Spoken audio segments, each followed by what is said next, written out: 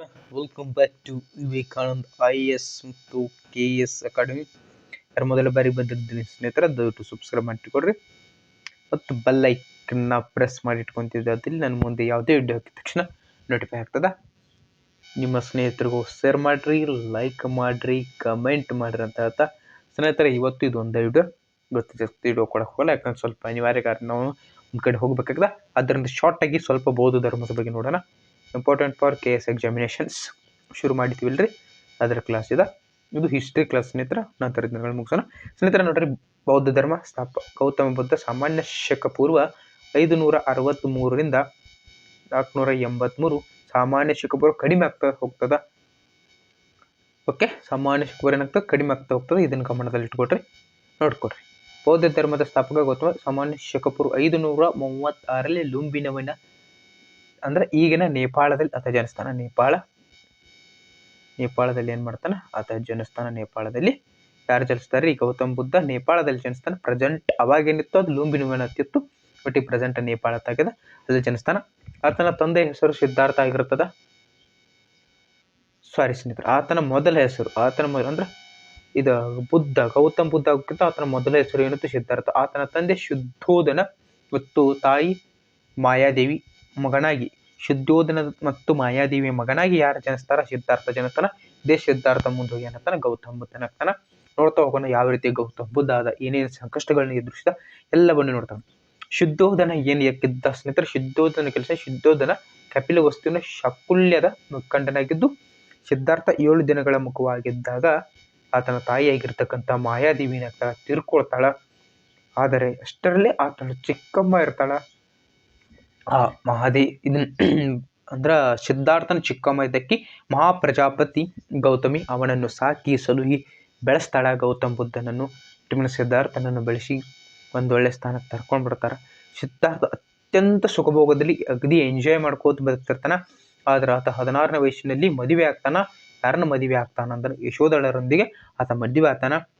ಅವರಿಗೆ ಜನಿಸಿದ ಅವರಿಗೆ ಒಂದು ಗಂಡು ಮಗ ಜನಿಸ್ತ. ಆದ್ರೆ ಹೆಸರೇ ರಾಹುಲ್. ಅದೇ ರಾಹುಲ್ ಅವರಿಗೆ ಮಗು ಜನಿಸ್ತದ. ಜಾತಕ ಕಥೆಗಳ ಪ್ರಕಾರ ಒಂದು ಸಂಜೆ ಸಿದ್ಧಾರ್ಥ ಅರಮನೆಯಿಂದ ಸಂಜೆ ಹೋದಾಗ ಒಬ್ಬ ವೃದ್ಧನ ನೋಡ್ತಾನ್ರಿ. ಒಬ್ಬ ವೃದ್ಧ, ಒಬ್ಬ ರೋಗಿ, ಒಂದು ಶವಯಾತ್ರೆ ಮತ್ತು ಒಬ್ಬ ಸನ್ಯಾಸಿ. ಈ 4 ದೃಶ್ಯಗಳು ಆತನಿಗೆ ಜೀವನ ಏನು ಎಂಬುದನ್ನು ತೋರಿಸ್ಬಿಡ್ತಾವ. ಆದರೆ ಈ ಮೊದಲು 3 ದೃಶ್ಯಗಳು, ಇಟ್ ಮೀನ್ಸ್ ಒಬ್ಬ ವೃದ್ಧ ಆಗಿರ್ಬೋದು, ಒಬ್ಬ ರೋಗಿ ಆಗಿರಬಹುದು, ಒಂದು ಶವಯಾತ್ರೆ ನೋಡಿದ ತಕ್ಷಣ ನಮ್ಗೆ ಏನಾಗ್ತದ? ಈ 3 ದೃಶ್ಯಗಳಲ್ಲಿ ನಮ್ಗೆ ಏನಾಗ್ತದ? ಕೇವಲ ದುಃಖ ಮತ್ತು ನೋವನ್ನು ಕಂಡುಕೊತಾನ. ದುಃಖ ಮತ್ತು ನೋವನ್ನು ಕಂಡುಕೊತಾನ. ಆದರೆ 4ನೇ ದೃಶ್ಯದಲ್ಲಿ ಅವನು ಸಂತೋಷವನ್ನು ಕಂಡುಕೊತಾನ. ಅಂದರೆ ಪ್ರಾಪಂಚಿಕ ಜೀವನವನ್ನು ಯಾರು ತ್ಯಜಿಸ್ತಾರ, ಇಟ್ ಮೀನ್ಸ್ ಸನ್ಯಾಸಿ, ಆತ ಆರಾಮದಾನ. ಯಾರು ಚಿಂತಿಲ್ಲ, ಮಕ್ಕಳದ ಚಿಂತಿಲ್ಲ, ಹಣ ಗಳಿಸುವ ಚಿಂತಿಲ್ಲ. ಒಂದು ಮನೆಗೆ ಹೋಗ್ತಾನ, ಭಿಕ್ಷೆ ಬಿಡ್ತಾನ, ನೀಡಿದ್ದನ್ನು 3 ಹೊತ್ತು ತಿಂತಾನ, ಎಲ್ಲೋ ಮಡಗ್ತಾನ, ಇಲ್ಲಿ ಗುಂಡಾರಗಳಲ್ಲಿ ಮಡಗ್ತಾನ. ಆರಾಮ ಐತ್ಲೆ ಜೀವನ ಅಂತ ಡಿಸೈಡ್ ಮಾಡ್ತಾನ. ಆ 4 ದೃಶ್ಯಗಳ ಸಿದ್ಧಾರ್ಥ ಮೇಲೆ ಅತ್ಯಂತ ಗಾಢವಾದ ಪರಿಣಾಮವನ್ನು ಬಿಡ್ತಾವ.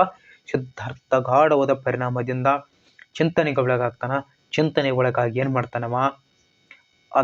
ಆ ಚಿಂತನೆಗಳಲ್ಲಿ ಮುಳುಗಿ ತನ್ನ ಹೆಂಡತಿ, ಮಗು, ತಂದೆ ತಾಯಿ ಮತ್ತು ಇಡೀ ರಾಜ್ಯವನ್ನು ತೆಗೆದು ಅರಮನೆಯಿಂದ ಒಂದು ಸಂಜೆ ಹೊರಗೆ ಹೋಗ್ತಾನ. ಅದಕ್ಕೆ ನಾವು ಮಹಾಪರಿತ್ಯಾಗ ಅಂತ ಇರ್ತೀವಿ. ಮಹಾಪರಿತ್ಯಾಗ. ಬೌದ್ಧ ಧರ್ಮದಲ್ಲಿ ಮಹಾಪರಿತ್ಯಾಗ ಎಂದರೇನು ಅಂತ ಕ್ವಶನ್ ಆಯ್ತಂದ್ರೆ, ಒಂದು ದಿನ ಸಂಜೆ ಗೌತಮ ಬುದ್ಧ ಅಥವಾ ಸಿದ್ಧಾರ್ಥ ಅರಮನೆಯಿಂದ ಹೊರಗಡೆ ಹೋಗಿರುವ ದೃಶ್ಯವೇ ಮಹಾಪರಿತ್ಯಾಗ ಎಂಬುದನ್ನು ಗಮನಕ್ಕೆ ತೆಗೆದುಕೊಂಡು, ನೆಕ್ಸ್ಟ್ ಸಿದ್ಧಾರ್ಥ ಅಲೆಮಾರಿ ಜೀವನ ನಡೆಸಿದನು ಮತ್ತು ಮನೆಯಿಂದ ಹೊರಗೆ ಹೋಗಿ ಅಲೆಮಾರಿ ಜೀವನ ನಡೆಸಿ ಆಸೆಯಿಂದ ದೂರವಿದೆ. ಕೇವಲ ತಪಸ್ಸಿನಿಂದ ಜ್ಞಾನೋದಯ ಸಾಧ್ಯವಿಲ್ಲ. ಆದ್ದರಿಂದ ಆತ 35ನೇ ವಯಸ್ಸಿನಲ್ಲಿ ಗಯಾದ ಅರಳಿ ಮರವೊಂದರ ಕೆಳಗೆ ಜ್ಞಾನೋದಯ ಪಡ್ಕೋತಾನ. ಅಂದಿನಿಂದ ಸಿದ್ಧಾರ್ಥ ಬುದ್ಧನಾದ. ಬುದ್ಧನೆಂದರೆ ಜ್ಞಾನ ಪಡೆದವನು ಎಂದರ್ಥ.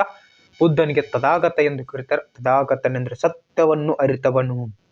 ಅವನು ಸ್ಥಾಪಿಸಿದ ಧರ್ಮವೇ ಬೌದ್ಧ ಧರ್ಮ. ಬೌದ್ಧ ಧರ್ಮದ ಸ್ಥಾಪಕನೇ ಗೌತಮ ಬುದ್ಧ. ಗೌತಮ ಬುದ್ಧನ ಮೊದಲ ಹೆಸರೇ ಸಿದ್ಧಾರ್ಥ. ಸಿದ್ಧಾರ್ಥ ಸಿದ್ಧಾರ್ಥ ಆತ ಧರ್ಮವನ್ನು ಸ್ಥಾಪಿಸಿದ. ಆ ಧರ್ಮಕ್ಕೊಂದು ಚಿಹ್ನೆಯನ್ನು ಕೊಡಬೇಕು. ಆ ಚಿಹ್ನೆಯೇ ಧರ್ಮ ಚಕ್ರ. ಇದನ್ನ ನೋಡ್ಕೊಡ್ರಿ, ಇದೇ ಧರ್ಮ ಚಕ್ರ. ಧರ್ಮ ಚಕ್ರ ಚಕ್ರ ಚಕ್ರ ಧರ್ಮ ಚಕ್ರ ಬೌದ್ಧ ಧರ್ಮದ ಚಿಹ್ನೆ ಧರ್ಮ ಚಕ್ರ. ಅದಾದ ನಂತರ ನೋಡ್ರಿ, ಬುದ್ಧ ತನ್ನ ಜೀವನವನ್ನು ಜನರ ಕಲ್ಯಾಣಕ್ಕಾಗಿ ಬನರಸ್ ಸಮೀಪದ ಸಾರಾನಾಥದ ಜಿಂಕೆವನದಲ್ಲಿ ತೆರಳಿ ತನ್ನ ಮೊದಲ ಪ್ರವಚನವನ್ನು ನೀಡ್ತಾನೆ. ಪ್ರವಚನ ಅಂದ್ರೆ ಜನರಿಗೆ ಸಂದೇಶಗಳನ್ನು ಕೊಡ್ತಾನ. ಜೀವನ ಎಂದರೆ ಏನೆಂಬುದನ್ನು ಹೇಳ್ತಾನ. ದಟ್ ಈಸ್ ಪ್ರವಚನ. ಎಲ್ಲಿ ಅಂದ್ರೆ ಬನರಸ್ ಸಮೀಪದ ಸಾರಾನಾಥದ ಜಿಂಕೆವನಕ್ಕೆ ತೆರಳಿ ತನ್ನ ಪ್ರಥಮ ಪ್ರವಚನವನ್ನು ನೀಡ್ತಾನ. ಇದಕ್ಕೆ ಏನಂತಾರೆ, ಏನು ಬನರಸ್ ಸಮೀಪದ ಜಿಂಕೆವನದ ಏನು ಪ್ರಥಮ ಪ್ರವಚನ ನೀಡ್ತಾನ, ಇದಕ್ಕೇನಂತಾರೆ ಧರ್ಮ ಚಕ್ರ ಪ್ರವರ್ತನ, ಧರ್ಮ ಚಕ್ರ ತಿರುಗುವಿಕೆ ಅಂತ ಕರೀತಾರ. ಧರ್ಮಚಕ್ರ ಬೌದ್ಧ ಧರ್ಮದ ಚಿಹ್ನೆಯಾಗಿ 45 ವರ್ಷಗಳ ಕಾಲ ಗೌತಮ ಬುದ್ಧ ತನ್ನ ಸಿದ್ಧಾಂತವನ್ನು ಬೋಧಿಸುತ್ತಾ ವ್ಯಕ್ತಿತ್ವ ಮತ್ತು ಸರಳತೆಗೆ ಆತ ಪ್ರಾಮುಖ್ಯತೆಯನ್ನು ನೀಡ್ತಾನ. 80ನೇ ವಯಸ್ಸಿನಲ್ಲಿ, ಅಂದ್ರೆ ಬುದ್ಧಗೊಂದು 80 ವಯಸ್ಸದು, ಉತ್ತರ ಪ್ರದೇಶದ ಕುಶಿನಗರದಲ್ಲಿ ಆತ ಮರಣ ಹೊಂದ್ತಾನ. ಎಲ್ರಿ ಉತ್ತರ ಪ್ರದೇಶದ ಕುಶಿನಗರದಲ್ಲಿ ಆತ ಮರಣವನ್ನು ಹೊಂದುತ್ತಾನ. ಅಲ್ಲಿರ್ತಕ್ಕಂಥ ಒಬ್ಬ ಎಡ್ವಿನ್ ಅರ್ನಾಲ್ಡ್ ಎಂಬ ಇತಿಹಾಸಕಾರನು ಬುದ್ಧನಿಗೆ ಇವ ಏಷ್ಯಾದ ಬೆಳಕು ಅದಾನ. ಅರ್ನಾಲ್ಡ್ ಇಲ್ಲಿ ನೋಡ್ರಿ, ಎಡ್ವಿನ್ ಅರ್ನಾಲ್ಡ್ ಈತನನ್ನು ಏಷ್ಯಾದ ಬೆಳಕು ಅಂತ ಕರೀತಾರ. ಆದ್ದರಿಂದ ಇಲ್ಲಿ ಒಂದು ಪ್ರಮುಖವಾದ ಸಂಗತಿಯನ್ನು ನೀವು ಗಮನಿಸಬೇಕಾಗ್ತದ. ಬುದ್ಧನ ಜನನ ಆಗಿರ್ಬೋದು, ಬುದ್ಧನ ಜ್ಞಾನೋದಯ ಆಗಿರ್ಬೋದು, ಅಥವಾ ಬುದ್ಧನ ಮರಣವೇ ಆಗಿರ್ಬೋದು, ಅವೆಲ್ಲ ಸಂಭವಿಸುವುದು ಪೌರ್ಣಮಿ ಎಂದು. ಆದ್ದರಿಂದ ಬುದ್ಧ ಪೌರ್ಣಮಿ ಅಂತ ಆಚರಿಸ್ತೀವಿ. ಎಲ್ಲಕ್ಕೂ ಪ್ರಮುಖವಾಗಿ ಬುದ್ಧ ಪೌರ್ಣಮಿ ಪ್ರಮುಖವಾಗಿರ್ತದೆ ಸ್ನೇಹಿತರೆ. ನಿಮ್ಮ ಎಕ್ಸಾಮ್ ದೃಷ್ಟಿಯಿಂದ ಮೋಸ್ಟ್ ಇಂಪಾರ್ಟೆಂಟ್ ಆಗಿರ್ತಕ್ಕಂಥ ಕ್ಲಾಸ್ಗಳಿವು. ದಯವಿಟ್ಟು ನೋಡ್ರಿ, ನಿಮ್ಮ ಸ್ನೇಹಿತರಿಗೂ ಶೇರ್ ಮಾಡ್ರಿ. ಅದರಿಂದ ನೀವು ನಮ್ಮನ್ನು ಬೆಳೆಸ್ರಿ. ನಾವು ನಿಮ್ಮನ್ನು 100% ಎಲ್ಲೋ ಒಯ್ತೀವ್ರಿ ಅಂತ ಹೇಳಕ್ಕೆ ಇಷ್ಟಪಡ್ತೀವಿ. ನೆಕ್ಸ್ಟ್ ನೋಡ್ರಿ, ಬುದ್ಧನ ಬೋಧನೆಗಳು. ಬುದ್ಧನ ತನ್ನ ಅನುಯಾಯಿಗಳ 4 ಮೂಲ ತತ್ವಗಳನ್ನ ಹೇಳ್ತಾನ. ಸತ್ಯ, ಅಹಿಂಸೆ, ಕಳ್ಳತನ ಮಾಡಬೇಡ್ರಿ, ತಮ್ಮ ಬ್ರಹ್ಮಚರ್ಯ, ಪವಿತ್ರತೆ ಕಾಯ್ಕೋರಿ. ಅಲ್ಲದೆ 4 ಅರ್ಯ ಸತ್ಯಗಳನ್ನು ಹೇಳ್ತಾನ. ಪ್ರಾಪಂಚಿಕ ಜೀವನ ದುಃಖಮಯವಾಗಿದೆ. ಇದೇ ಪ್ರಾಪಂಚಿಕ ಜೀವನ, ಹೆಂಡತಿ, ಮಕ್ಕಳು, ಹಣ, ಜನ, ಬಡ್ಡಿ, ಕಡ್ಡಿ, ಇದ ಪ್ರಾಪಂಚಿಕ ಜೀವನ ದುಃಖಮಯ. ಆಸೆಯೇ ದುಃಖಕ್ಕೆ ಮೂಲ ಕಾರಣ. ಅಂದ್ರೆ ನೀವು ಗೌರ್ಮೆಂಟ್ ಜಾಬ್ ಹಿಡಿಬೇಕು ಅಂತ ಹೇಳ್ತೀರಿ. ಆದ್ದರಿಂದ ಎಷ್ಟೋ ಇದನ್ನ ಮಾಡ್ತೀರಿ. ಇದೇ ಆಸೆ ದುಃಖಕ್ಕೆ. ಆಸೆಯನ್ನು ನಿಗ್ರಹಿಸುವುದರಿಂದ ಜನ್ಮವನ್ನು ಕೊನೆಗಾಣಿಸಬಹುದು. ಆಸೆಯನ್ನು ನಿಗ್ರಹಿಸಿದರೆ ಜನ್ಮವನ್ನು ಕೊನೆಗಾಣಿಸಬಹುದು. ಆಸೆಯನ್ನು ನಿಗ್ರಹಿಸಲು ಅಷ್ಟಾಂಗ ಮಾರ್ಗಗಳು ಅದಾವ ಹೇಳ್ತಾರ. ಅಷ್ಟಾಂಗ ಮಾರ್ಗ ಅಂದ್ರೆ ಒಳ್ಳೆಯ ನಂಬಿಕೆ, ಆಲೋಚನೆ, ಮಾತು, ನಡತೆ, ಒಳ್ಳೆಯ ಪ್ರಯತ್ನ ಆಗಿರ್ಬೋದು, ಒಳ್ಳೆಯ ಜ್ಞಾನ, ಜೀವನೋಪಾಯ, ಒಳ್ಳೆಯ ಮನಸ್ಥಿತಿ, ಅಷ್ಟಾಂಗ ಮಾರ್ಗಗಳು. ಬುದ್ಧನ ನಡತೆ ಮಹತ್ವ ಕೊಟ್ಟನೇ ವಿನ ಧರ್ಮಾಚರಣೆಗಲ್ಲ. ನಡತೆ, character and ethics is important. Another is not important. ಅಥವಾ ಯಾವುದೇ ಧರ್ಮಕ್ಕೆ ಕೊಟ್ಟಿಲ್ಲ. ಬಲಿಗಳು ಬ್ಯಾಡ ಅಂದ. ಜಾತಿ ಪದ್ಧತಿ ವಿರೋಧಿಸಿದ. ಸಮಾನತೆಯನ್ನು ಪ್ರತಿಪಾದಿಸಿದ. 14ನೇ ವಿಧಿಯನ್ನು ಹೇಳಿಟ್ಟ ಅವಾಗ ಬುದ್ಧ. ಇವತ್ತು ಡಾಕ್ಟರ್ ಬಾಬಾ ಸಾಹೇಬ್ ಅಂಬೇಡ್ಕರ್ ಅವರು ಕೊಟ್ಟಿದ್ದಾರೆ ನಮ್ಮ ಕಾನ್ಸ್ಟಿಟ್ಯೂಷನಲ್ಲಿ. ಸಮಾನತೆಯನ್ನು ಪ್ರತಿಪಾದಿಸಿದರು. ಅಹಿಂಸೆ ತತ್ವವನ್ನು ನೀಡಿದನು. ಅವನು ದೇವರ ಕುರಿತು ಏನೂ ಹೇಳಿಲ್ಲ. ಬುದ್ಧ ತನ್ನ ಸಂಖ್ಯೆ ಎಲ್ಲ ಜಾತಿಯ ಪುರುಷರಾಗಿರ್ಬೋದು, ಸ್ತ್ರೀಯರು, ಬರ್ರಿ, ಕಲೀರಿ, ಎಂಜಾಯ್ ಮಾಡ್ರಿ ನಮ್ಮ ಧರ್ಮ ಅಂತ ಹೇಳಿದ. ಬೌದ್ಧ ಧರ್ಮದ ಪ್ರಸಾರ. ಬೌದ್ಧ ಧರ್ಮ ಭಾರತ ಉದ್ದಕ್ಕೂ ಪ್ರಸರಿಸಿತು. ಭಾರತ ಗಡಿಯಾದ ಚೀನಾ ಆಗಿರ್ಬೋದು, ಟಿಬೇಟ್ ಆಗಿರ್ಬೋದು, ಮಯನ್ಮಾರ್ ಆಗಿರ್ಬೋದು, ಸಿಲೋನ್ ಆಗಿರ್ಬೋದು, ಮಧ್ಯ ಏಷ್ಯಾ ಆಗಿರ್ಬೋದು, ಆಗ್ನೇಯ ಏಷ್ಯಾ, ಎಲ್ಲ ಕಡೆ ಅಂದ್ರೆ ಭಾರತ ಏನು ರೌಂಡ್ ಅಪ್ ಹುಟ್ಟಿದ್ದು ಭಾರತದಲ್ಲಿ. ಒಂದು ನಿಮಿಷ, ಸಾರಿ, ಭಾಳ ಮೇಲೆ ಇಷ್ಟು ಇಲ್ಲಿ ಏನೈತೆ ನೋಡಿ ತಮ್ಮ ಕೊಟ್ರಿ. ಇಲ್ಲೆಲ್ಲ ಬಿಟ್ಟು ಬೌದ್ಧ ಧರ್ಮ ಇಲ್ಲಿ ಆಗಿರ್ಬೋದು, ಈ ಕಡೆ ಇಲ್ಲಿ ನಮ್ಮ ಶ್ರೀಲಂಕಾಕ್ಕೂ ಹೋಗೈತಿ. ಇಲ್ಲೆಲ್ಲ ಬೌದ್ಧ ಧರ್ಮ ಹರಡ್ಕೊಂಡು ಬಿಟ್ಟು.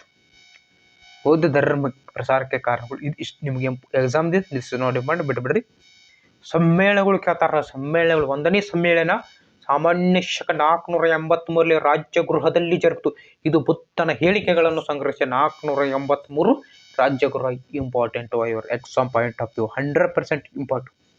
2ನೇದು ಎಲ್ಲಿ ಸಂಭವಿಸಿದ? ಸಾಮಾನ್ಯ ಶಕ ಪೂರ್ವ 383ರಲ್ಲಿ ವೈಶಾಲಿಯಲ್ಲಿ ಜರುಗಿತು. ಬೌದ್ಧ ಸನ್ಯಾಸಿಗಳ ನಡುವಿನ ಭಿನ್ನಾಭಿಪ್ರಾಯವನ್ನು ತೆಗೆದುಹಾಕಿರು. ತಮ್ಮ ಕೂಡ ಜಗಳಾಡಬೇಡ್ರು, ಶಾನೆ ಮನುಷ್ಯರಾಗಿ ಅಂತೇಳಿ. 3ನೇದು ಎಲ್ಲಿ ಅಂತಂದ್ರೆ 250ರಲ್ಲಿ ಪಾಟಲಿಪುತ್ರದಲ್ಲಿ. 4ನೇದು ಎಲ್ಲಿ ಅಂತಂದ್ರೆ ಕುಂಡಲವನ, ಕಾಶ್ಮೀರದಲ್ಲಿ ಸಾಮಾನ್ಯ ಶಕ 102ರಲ್ಲಿ ಜರುಗಿತು. ಇದರಲ್ಲಿ ಮಹಾಯಾನ ಮತ್ತು ಹೀನಾಯನ ಮತ್ತು ಮಹಾನ್ ಎರಡು ಪಂಗಡಗಳಾಗಿ ಬುದ್ಧನನ್ನು ಬೋಧಿಸಿದ ಪೀಠಕಗಳು ಅಥವಾ ಸಾಹಿತ್ಯ, ಬೌದ್ಧ ಧರ್ಮದ ಸಾಹಿತ್ಯ ತ್ರಿಪೀಠಕಗಳು ಬರ್ತವೆ ಅಥವಾ 3 ಬುಟ್ಟಿ ಅಂತ ಕರೀತಾರ. ಅವುಗಳೆಂದರೆ ವಿನಯ ಪೀಠಕ, ಸೂತ ಪೀಠಕ, ಅಭಿಧಮ ಪೀಠಕ. ವಿನಯ ಪೀಠಕ, ಸೂತ ಪೀಠಕ, ಅಭಿಧಮ ಪೀಠಕ 3 ಬುಟ್ಟಿ ಅಂತ ಕರೀತಾರೆ. ಅಷ್ಟೇ ಅಲ್ಲದೆ ಇನ್ನೂ ನೀವು ಸ್ವಲ್ಪ ನೋಡಿದ್ರೆ ಕೊಡುಗೆಗಳು ಏನು ಕೊಟ್ಟರು ಇವರು ಭಾರತಕ್ಕೆ. ಬೌದ್ಧ ಧರ್ಮದ ಕಲೆ ವಾಸ್ತುಶಿಲ್ಪ ಬೆಳವಣಿಗೆ ಕೊಡುಗೆ ನೀಡಿದರು. ಬುದ್ಧನ ಅನುಯಾಯಿಗಳು ವಿವಿಧ ಸ್ಥಳಗಳ ಸ್ತೂಪಗಳು, ವಿಹಾರಗಳು, ಚೈತ್ಯಾಲಯಗಳು, ಅಮರಾವತಿ ಆಗಿರಬಹುದು, ನಾಗಾರ್ಜುನ ಕೊಂಡ ಆಗಿರಬಹುದು, ಅಜಂತಗಳಲ್ಲಿ ಬುದ್ಧನ ವಿಗ್ರಹ ಪ್ರಸಿದ್ಧವಾಗಿ ಸಾಂಚಿ, ಅಮರಾವತಿ, ನಾಗಾರ್ಜುನ ಮುಂತಾದ ಕಡೆಗಳ ಸ್ತೂಪಗಳು ಪ್ರಸಿದ್ಧ. ವಿಹಾರಗಳು, ಚೈತ್ಯಾಲಯಗಳು ಕನ್ನೇರಿ, ಕಾರ್ಲೆ, ನಾಸಿಕ್ಗಳಲ್ಲಿ ಕಾಣಬಹುದು. ಗಾಂಧಾರ ಕಲೆಯೂ ಸಹ ಬೆಳೆತು. ಗಾಂಧಾರಗಳ ಕನಿಷ್ಕ ಬೆಳೆದ. ಮೊದಲು ಕಮಲದಲ್ಲಿ ಗುರುತಿಸಿದ್ರು ಬುದ್ಧನ್ನ.